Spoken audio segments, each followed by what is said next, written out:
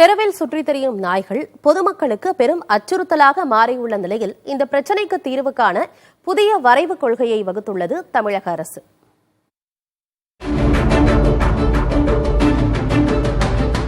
தமிழகத்தில் ஓராண்டில் 3,30,000 பேர் நாய்க்கடியால் பாதிக்கப்படுவதாக கூறுகின்றன அரசின் புள்ளி விவரங்கள்.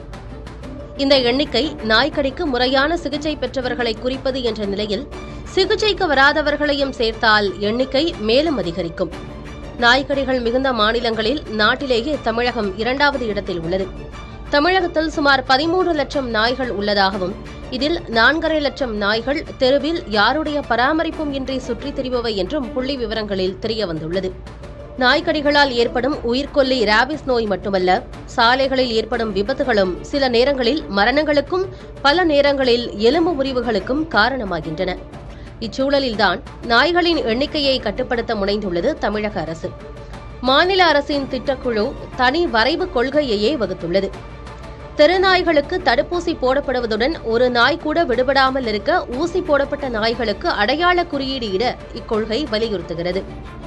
அரசு கால்நடை மருத்துவமனைகளில் இயன்றவரை அதிக அளவிலான தெருநாய்களுக்கு கருத்தடை அறுவை சிகிச்சை செய்வதுடன் நடமாடும் வாகனங்கள் மூலம் நாய்கள் மிகுந்த பகுதிகளுக்கு சென்று கருத்தடை சிகிச்சை செய்யவும் வலியுறுத்தப்பட்டுள்ளது.